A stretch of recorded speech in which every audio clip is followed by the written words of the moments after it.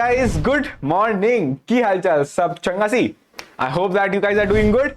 And let's go on to this problem. It's actually a good problem of a specific algorithm. I will not name. We will actually drive how it is found, but it's very good algorithm. Many people apply that X algorithm on many of these problems where simple graph algorithm can be used, but it is actually a good implementation of that algorithm. But yeah, before further ado, let's start with this question. The problem is checking existence of edge length limited paths.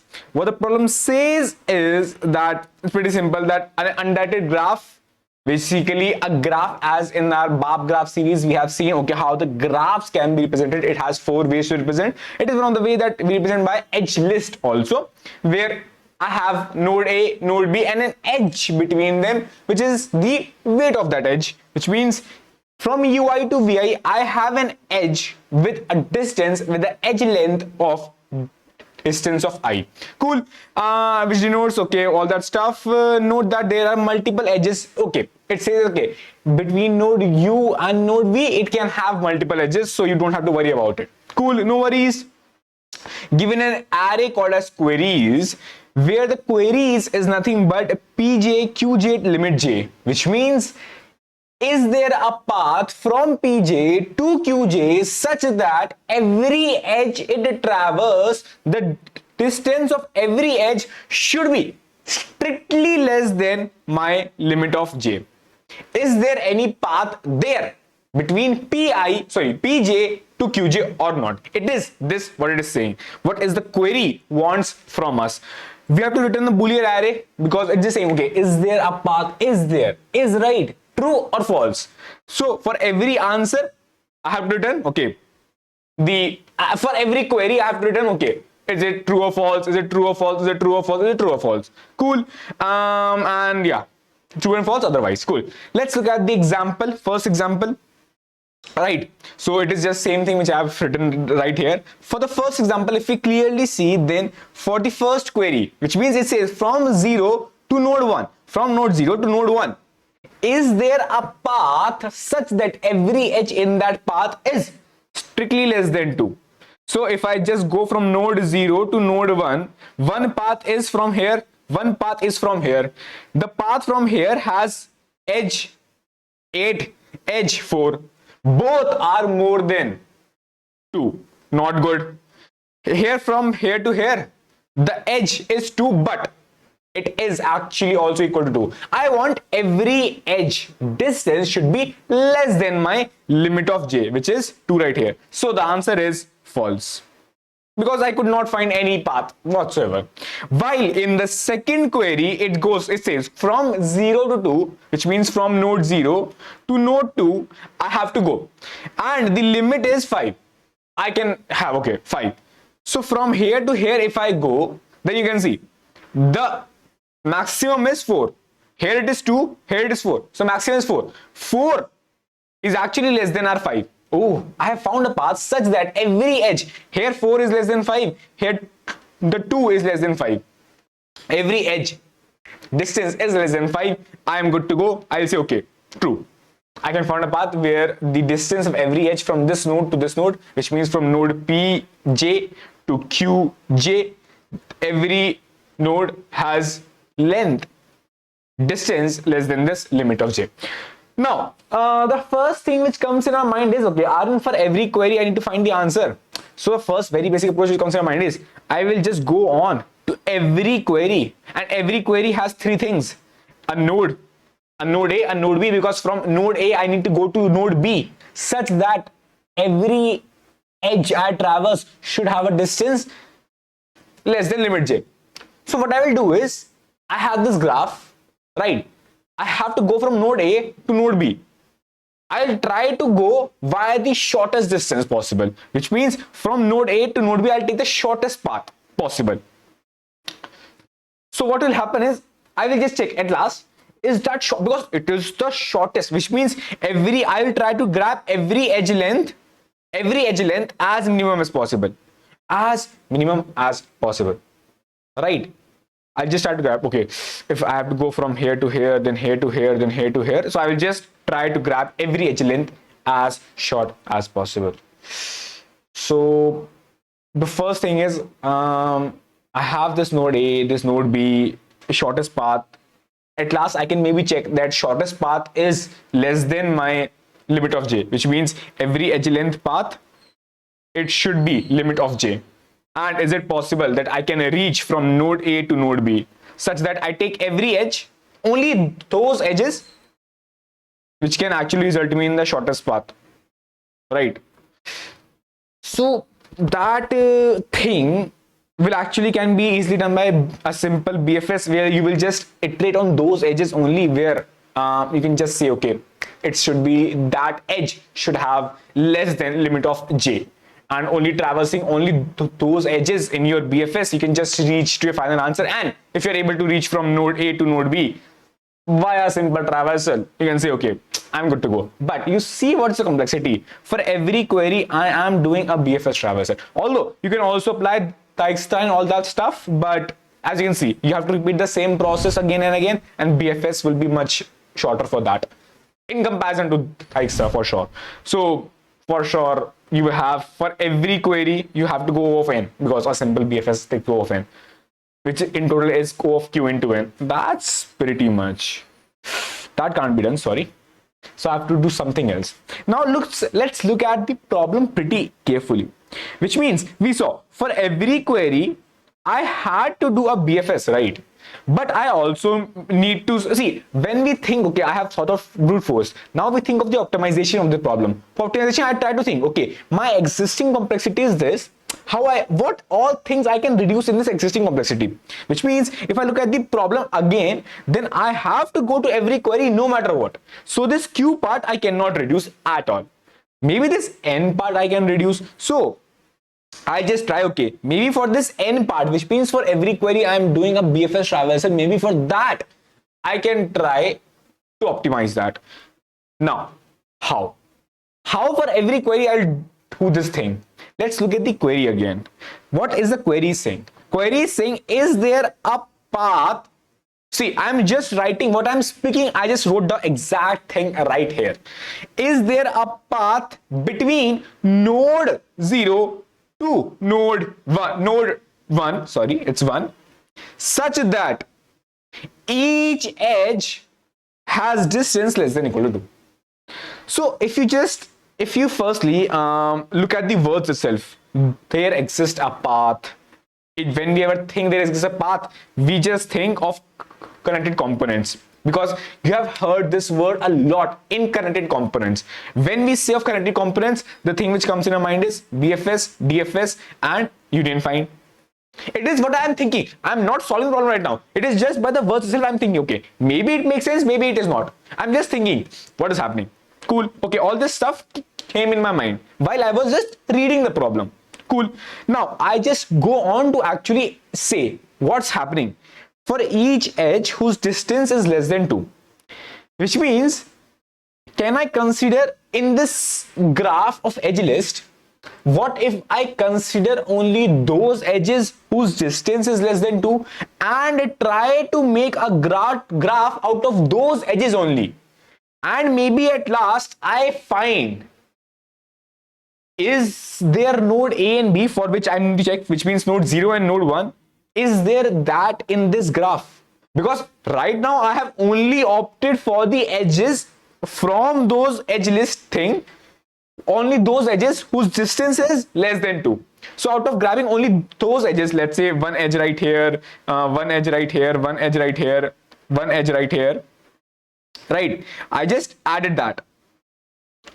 And these are only those edges whose distance is less than 2. Now I can just check, okay, is there a path between the edge, maybe like the node 0 and the node 1? Maybe node 1 is right now on this graph, maybe it is not. But Aryan, how will it reduce the complexity? I got your point. Still, like, you will make the graph again and again for every query. Still, it will take O of n. How it is reducing your time? I just asked you the same thing. Is it important? Is it actually important to make the graph again and again? Is it? No, right? What we can do is, firstly, we know it is not important to make the graph again and again. Why? If you look at the queries back again, then you can see if I have a query which says its limit of j is 2, the next query says its limit of j is 5. So if I say the edges which are in this first query, let's say the edges whose distance are, let's say 0 is not possible, 1 is only possible, and for this the edges possible are 1, 2, 3 and 4. So you saw 1 will always come in the next query, which means the edges in this graph which I will make for the first query, which if I will just make the graph, when I say graph, I just say okay, anything which is connected for me, it's kind of a graph for me right now. If I just say okay, I just make a graph for this first query, and when I go on to next query, I can just add more edges. I don't have to remove or say okay, it is not done, because every edge which is of like whose distance is less than 2 is for sure distance less than 5. But for that, I need to make sure that I sort this whole query thing on the basis of the distance for sure, because I need to evaluate every query such that I will just evaluate first query which has the shortest limit j, next query which has the next bigger limit j, next query which has the next bigger limit j, and so on, so that I can just build my graph top by top, and so that okay, now we know we will build the graph. Now the problem was saying okay, build your graph will be built, but your ultimate option was to find if those two nodes, which means node 0 and node 1, for node pj and node qj, should be there in that graph. For every query, if you have to find, so you can't run a DFS algorithm. Basically, it is now just saying okay, it is those node a and b in this graph, right? That's it. That's all it is asking for you.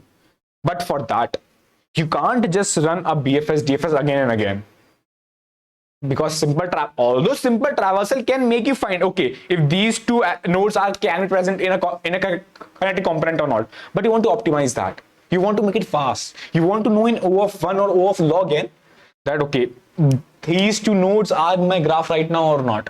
A and B, any node. Here we use find, as you say now, find these two nodes in my graph, made. There comes our union find. That's what I will do, is to make the graph, I'll use the union. To actually find, I'll use the find of that union find.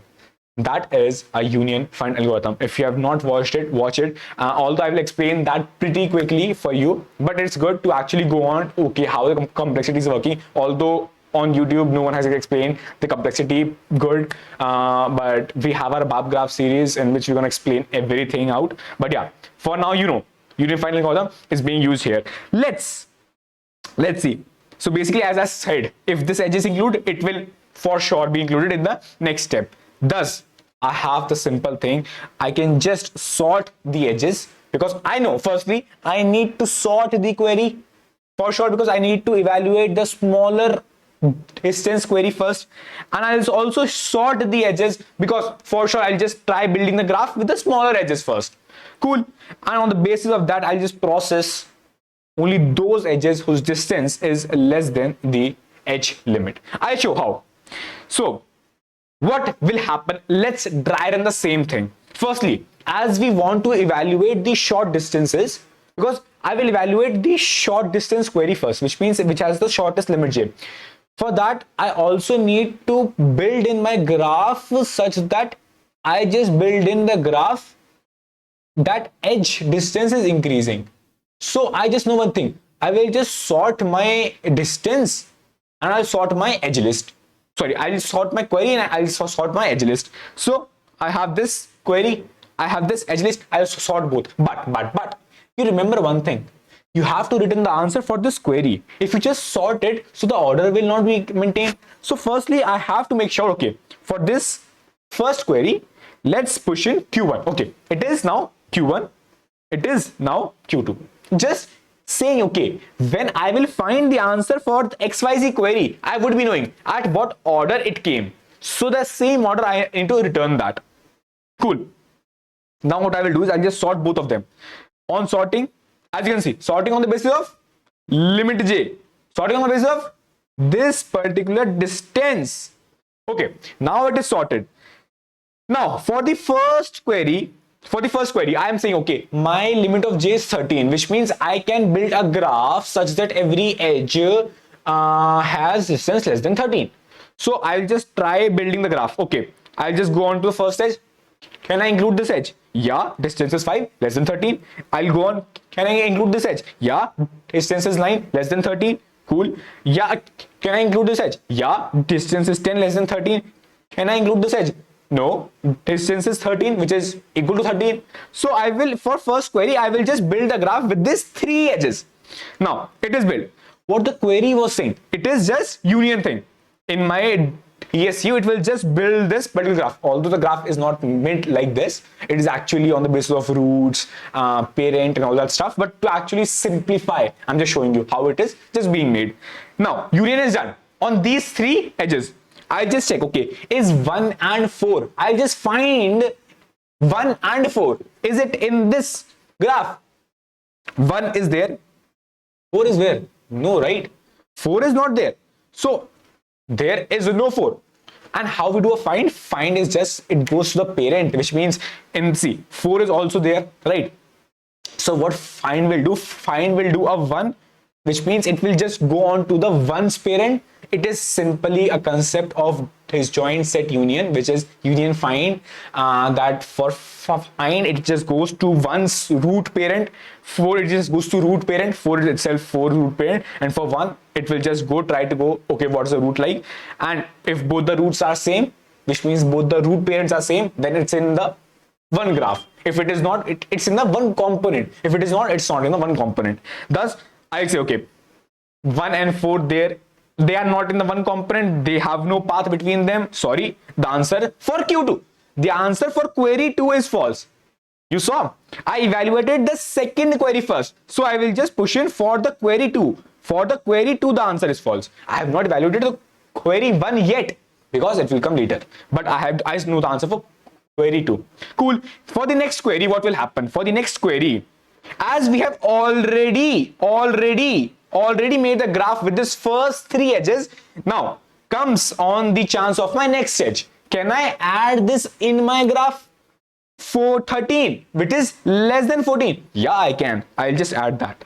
So I never went back. I am just going forward in both of them parallelly. Thus, you will see it is kind of a swapping 2-pointer kind of approach, which we are taking here. So now I will add this edge from 3 to 4 of distance 13, and the graph will look something like this. Now it will ask, is there an edge between 0 to 4? I'll say 0, 4. Yeah, there is there. So I'll just say, okay, yeah, it is there. And the answer is true, as you can see. Now it is for the first query. That's the reason we have to give in our query as Q1 and Q2, because it needs to turn. For that Q1, it is the answer, or for Q2, it is the answer. Now quickly recap what's the algorithm like. Firstly, we have to sort both the edge list and the queries. Then we have to traverse the query. Accordingly, I have to traverse in my edge list also up till the point that a distance of that edge list is less than equal to my that limit of j of our query.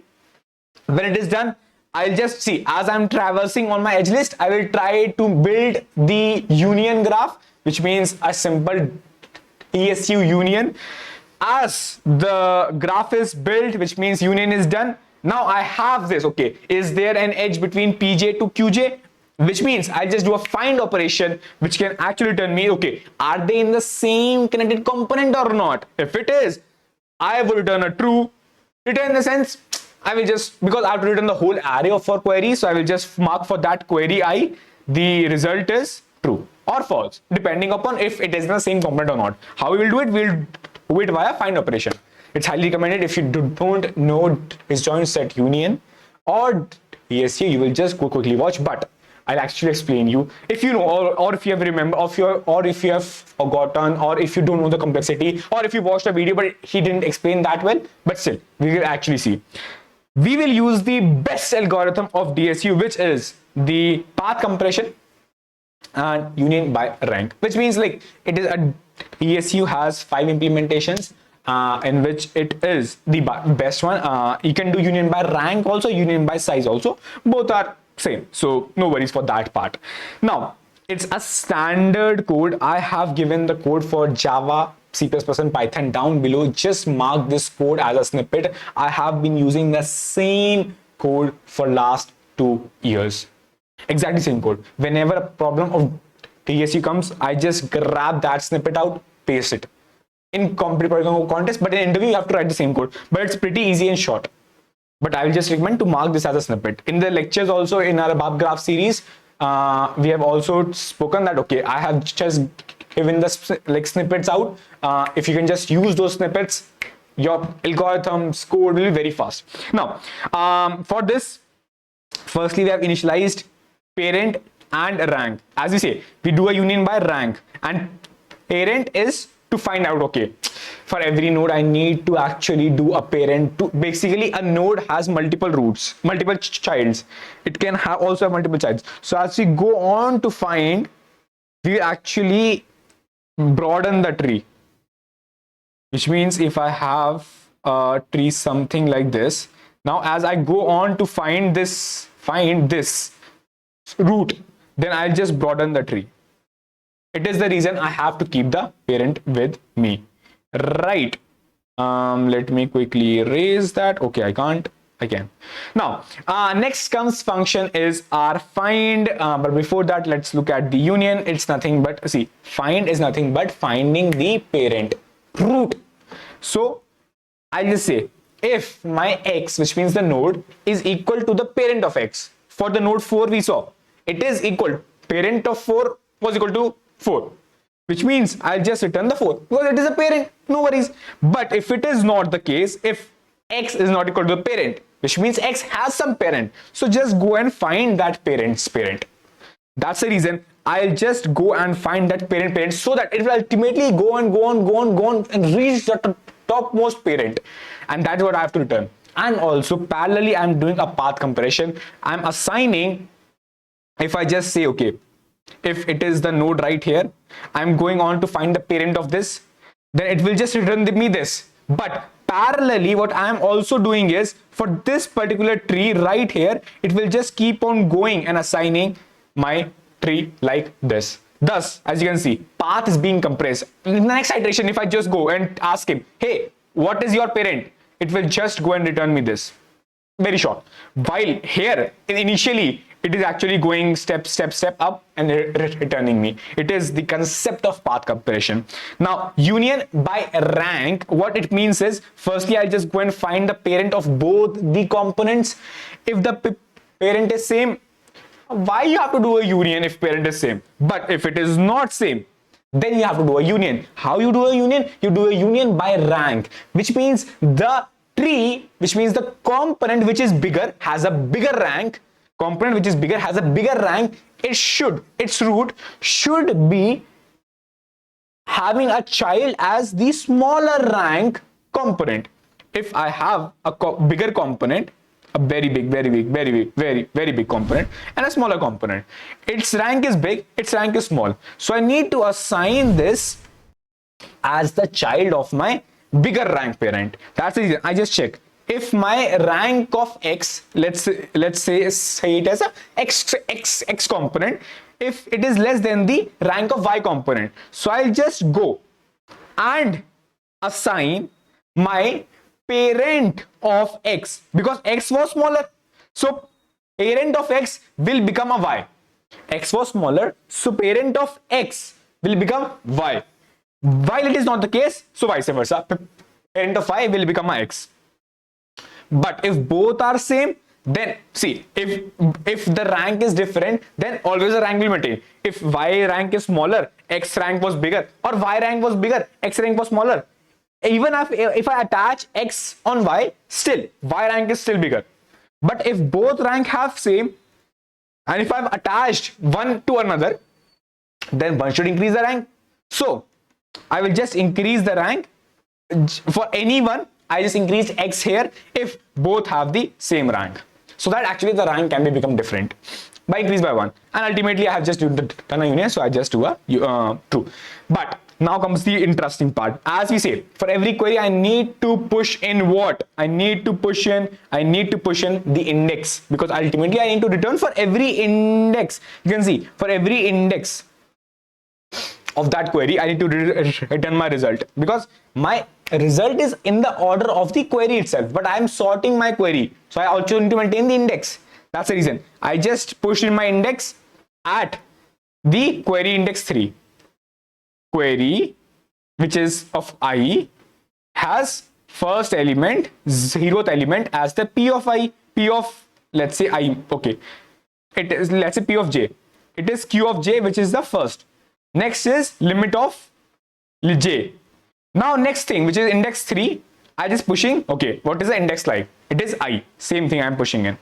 And here you can see, I am just doing a q3 to actually return a true or a false. Cool. Let's go and see.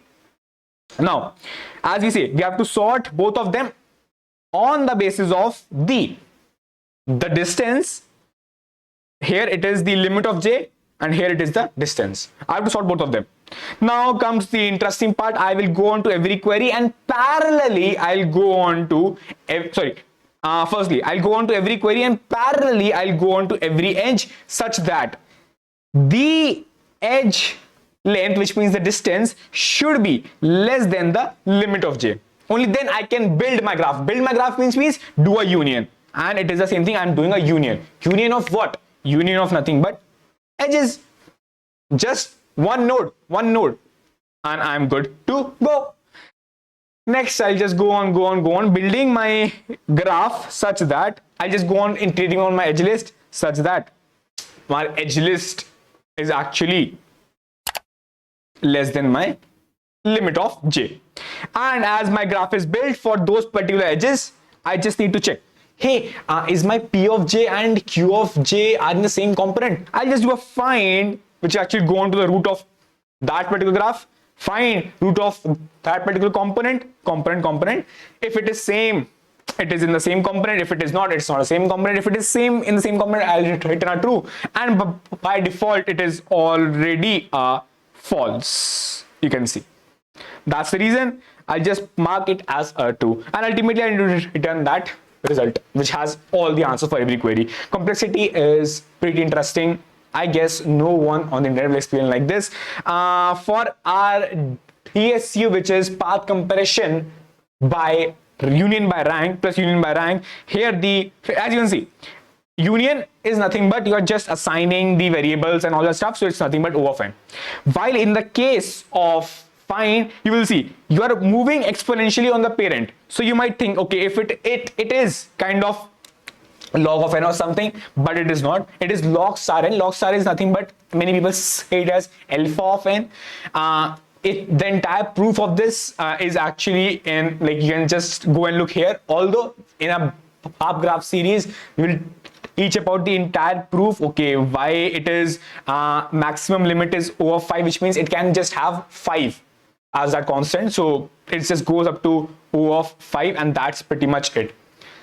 That's the reason this looks, find operation is actually looks okay. It might go up to log steps time, but it's actually a constant operation which can at max go up to 5.